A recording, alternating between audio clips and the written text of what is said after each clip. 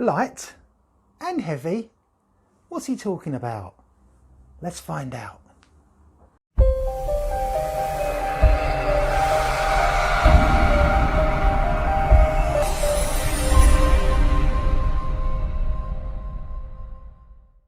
Hi guys, welcome once again to my channel. Light and heavy, well yes, in hypnosis, light and heavy, that's a little test that we do. Test, we keep using that word test, don't we? We've covered magnetic fingers, we've covered the hand clasp suggestibility test. Now we're going to move on to another one, which is the light and heavy, and the reason why we call it that will be evident very, very soon. Light and heavy purely because we're trying to get the client or the subject to imagine now that they're actually holding something heavy in one hand and something light is attached to their hand in the other. And I'll demonstrate that to you now. So what we do is when we speak to our client slash subject, and for the benefit of all these other videos, we're going to say, if you're in a therapeutic situation, we tend to call them clients. If we're on a stage or street, they're a subject, but everything's interchangeable. But just for the benefit of this video, we'll put that into context. Okay, so when you say to your subject or client, we're going to do a suggestibility test, and we're going to test your ability to visualize and to focus and to just imagine certain things. Of course, not everybody can imagine, and visualize spot on, but this is a great way of getting them into the process of imagining for themselves. So what we do is we get them to put their hands out, much like every other one, hands out in front of them. Okay, now it's advisable before you do this to actually ask the client slash subject if they've got any injuries to their arms, etc., or difficulty keeping their arms up straight, because it can get a bit wearing after a few minutes. So if they've got injuries or they're just aches and pains and stuff, let's say they're arthritic, then they might not want to do this particular test. So always ask that before you carry on, and then you've got permission, and obviously you're covered in terms of, heaven forbid, lawsuits. It's not a dangerous test, it's not a dangerous exercise in any way, shape or form, but it will fatigue them if they've got any aches and pains already.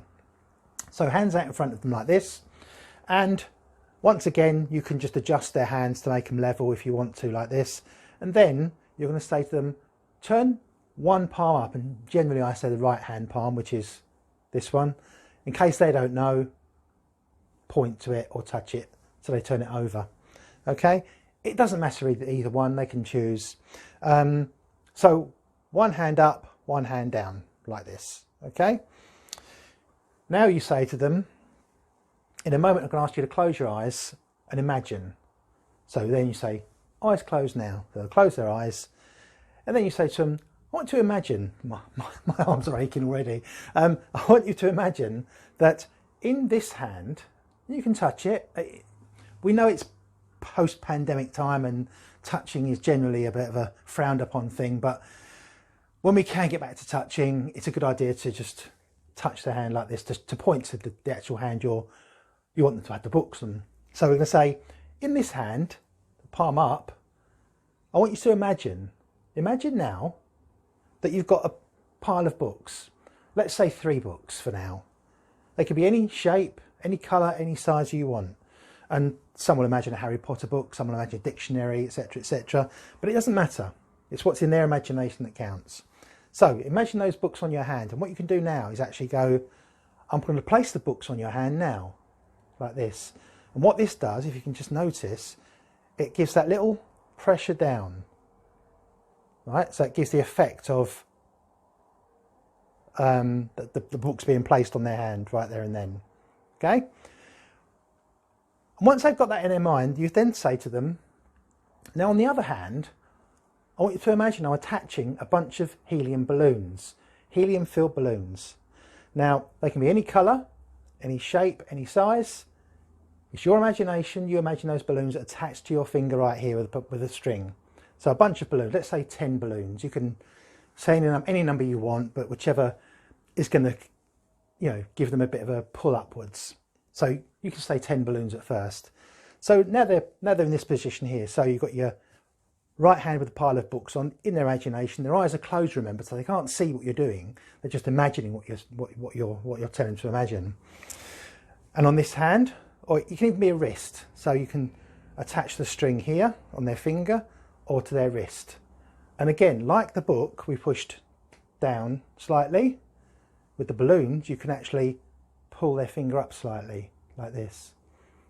It's all encouragement. Bear with me, guys. So while their eyes are closed, they're imagining their books weighing down on this hand, and they're now imagining the balloons lifting their finger, lifting their whole hand and arm. What will happen when you encourage them long enough, keep encouraging them, say the books are getting heavier now, the books are feeling really, really heavy. In fact, I'm going to place one more book on top of it to make it even heavier.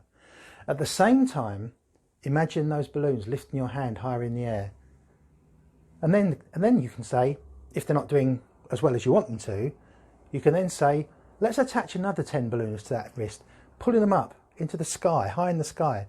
And what will tend to happen then, if we're sideways now, so what will tend to happen is, I'm sure you can imagine this, the books will start to get heavier and heavier, and the balloons will get lighter and lighter, until you've got something like a gap.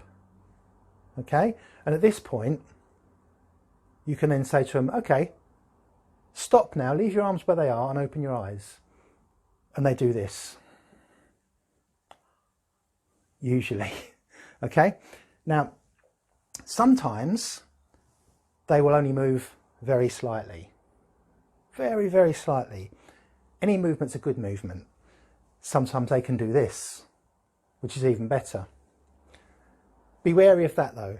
Sometimes they can do this, not really imagining what you want them to imagine. They're just playing along. And you can sometimes kind of tell if they've not got the look in their face that they're partaking properly. So any slight deviation from the level will be a good result. Right? Now, in some cases, my arms are getting so tired. In some cases, what will happen is you'll get there's always those clever people who want to say, he's not going to hypnotize me, I'm going to fight him every step of the way. We've mentioned this in previous videos. So you'll get the odd person who will start doing this, and they'll be determined not to move.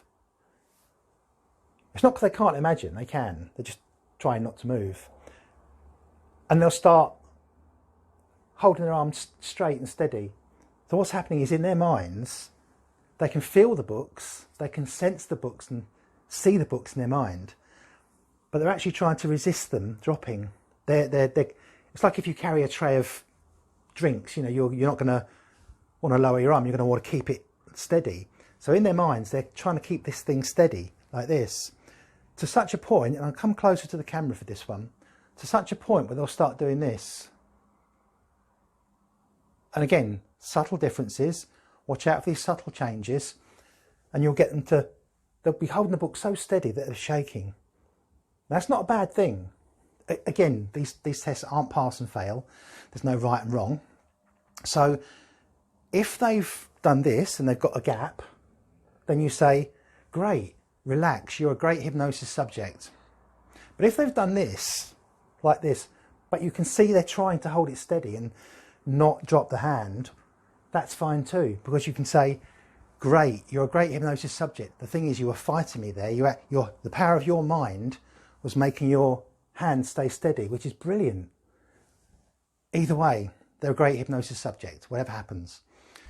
This particular exercise, it can be done individually with one person, but it's actually quite good done in groups as well. So if you've got, say, 3 or 4 people, you can kind of use it as a convincer that you are a hypnotist, because you are. Let's face it, you are a hypnotist, and you've got to convince them. That's all it is, just to tip their belief system over the edge, to make them believe totally in your abilities as a hypnotist, until they actually believe you're a wizard, which is even better if you can get that far.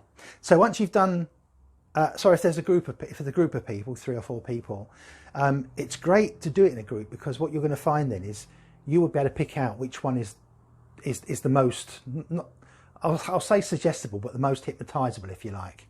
Everybody is hypnotizable. some more so than others.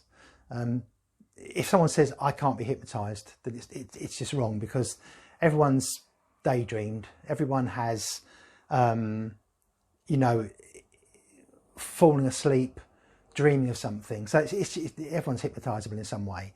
And because they're not doing these tests the way we generally want them to, it doesn't mean they're doing anything wrong. So if there's a group of people, watch for the reactions, watch who's doing what. Also look at their faces, their eyes will be closed. So obviously you're checking for those that are being silly and playing along and opening their eyes, because they're not a good subject, forget them. Watch for the ones that are starting to drift off a little bit and concentrating really hard. That's great too. Remember, this exercise generally won't lead into hypnosis. So in previous videos I've said that with things like the magnetic fingers and the hand clasp, you can then go straight into a hypnosis induction from that point. Generally speaking, this one wouldn't. This is one where you want to actually show them that you've got some phenomena. So you can open their eyes. Once they've done that and they've moved their arms, then you say, okay, stop trying. Open your eyes, have a look. So they can look and go, oh, wow, I did that. Because up to that point, they're not sure what's going to happen. You've not told them previously. You're just going to get them to imagine this stuff. The other thing is, the other way of doing it is, some people call it, and I found this particularly in America. In England, we tend to do the book and balloons. In America, they tend to favour, I don't know why, you might favour it too, depending on your client. So if your client is, say, let's say your client is a fireman, he'll be used to perhaps a bucket of sand, which is what they tend to use. So you can use instead of the books in the open hand, you can imagine a bucket of sand, or a bucket of water, for instance, and the balloons. So it's a variation. So you can have them close their eyes and then imagine this holding a bucket in this hand, and then of course do the balloon routine on this side. And again, some people might prefer to imagine that bucket of sand rather than a pile of books. So it's your job kind of to assess what's going to be best. Everyone's got their favourite, and the favourites work. You don't have to change it for anybody, but if you feel that's going to work for you better, use that instead. Okay, so that's the light and heavy suggestibility test. Again, it's not a test, it's just a routine to get phenomena from your client / subject. Okay, so that's it for today. Thank you for watching. Once again, happy hypnotizing.